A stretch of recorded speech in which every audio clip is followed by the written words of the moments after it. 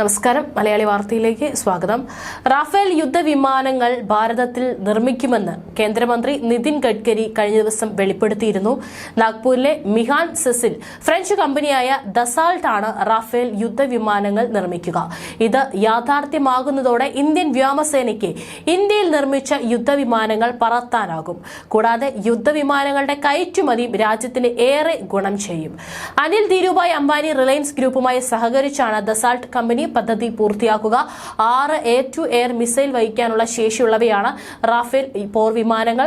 വായുവിൽ നിന്ന് വായുവിലേക്കും കരയിലേക്കും ആക്രമണം നടത്താൻ കഴിവുണ്ട്. റാഫേൽ യുദ്ധവിമാനത്തിന്റെ പരമാവധി വേഗത മണിക്കൂറിൽ 1912 കിലോമീറ്റർ ആണ്. എന്നാൽ യുദ്ധമേഖലയിൽ ഇത് 1850 കിലോമീറ്റർ ആണ്. പരമാവധി 51,952 അടി ഉയരത്തിൽ പറക്കാൻ കഴിയും. ഒരു സെക്കൻഡിൽ 305 മീറ്റർ വരെ നേരിട്ട് പറക്കാനാവും. ഇതിന് ചിറകുകൾക്ക് 10.3 മീറ്റർ നീളവും 5.3 മീറ്റർ ഉയരവുമാണുള്ളത്. ഒരു പൈലറ്റാണ് റാഫേൽ പോർ വിമാനം നിയന്ത്രിക്കുന്നത്. Indian വ്യോമസേനയിൽ 36 Rafale യുദ്ധവിമാനങ്ങളുണ്ട്. പറന്നുകൊണ്ട് തന്നെ താഴെയുള്ള ദൃശ്യങ്ങൾ കൃത്യമായി പകർത്താനും അത് സേനാ കേന്ദ്രങ്ങളിലേക്ക് അയക്കാനുള്ള മികവുറ്റ ആധുനിക സംവിധാനങ്ങളും റാഫേൽ വിമാനങ്ങളിലുണ്ട്. 4th ജനറേഷൻ അഥവാ 4ാം തലമുറയിൽപ്പെട്ട ഈ വിമാനങ്ങളിൽ ഇരട്ട എഞ്ചിനുകളാണുള്ളത്. കൂടാതെ ഇവ ആണവ ആയുധം വഹിക്കാൻ കഴിയുന്ന സെമി സ്റ്റെൽത്ത് പോർ വിമാനങ്ങൾ കൂടിയാണ്.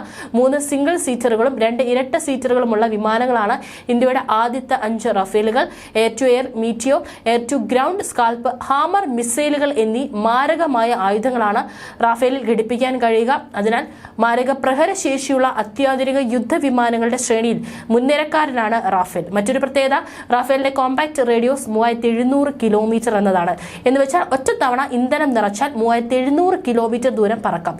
ഇത് ചൈനയുടെ ചെങ്ഗു J-20 വിമാനങ്ങളുടെ കോമ്പാക്ട് റേഡിയസിനേക്കാൾ കൂടുതലാണ്. ചെങ്ഗു J-20 എയർക്രാഫ്റ്റ് ഇന്ത്യയുടെ മികച്ച പോർ വിമാനമാണ് എന്നാണ് അവർ അവകാശപ്പെടുന്നത്. എന്നാൽ ഈ വിമാനങ്ങളിലെ എഞ്ചിനുകൾ 3ാമത്തെ തലമുറയിലുള്ള എഞ്ചിനുകളാണെന്ന് വിദഗ്ധർ പറയുന്നു. റാഫേൽ യുദ്ധവിമാനങ്ങളിൽ ഇവയേക്കാൾ ശക്തിയേറിയ M88 എഞ്ചിനുകളാണ് ഉപയോഗിക്കുന്നത്. അന്താരാഷ്ട്ര തലത്തിൽ നിരവധി റേറ്റിംഗുകൾ സ്വന്തമാക്കിയ റാഫേലിന് 100ൽ 90% BVR റേറ്റിംഗ് ഉണ്ട്. വലിയ തോതിൽ ശത്രു സൈന്യത്തെ ഭയപ്പെടുത്തുന്ന ഹാമർ അഥവാ highly agile modular ammunition extended range മിസൈലുകളാണ് റാഫേലിന്റെ മറ്റൊരു സവിശേഷത. വിമാനങ്ങൾക്ക് ലേസർ ഗൈഡഡ് ബോംബുകൾ വഹിക്കാനുള്ള ശേഷിയുണ്ട്. വായുവിൽ നിന്ന് വായുവിലേക്കും വായുവിൽ നിന്ന് ഭൂമിയിലേക്കും വായുവിൽ നിന്ന് ഉപരിതലത്തിലേക്ക് ആണവ പ്രതിരോധ മിസൈലുകൾ ഇതിൽ സ്ഥാപിക്കാം.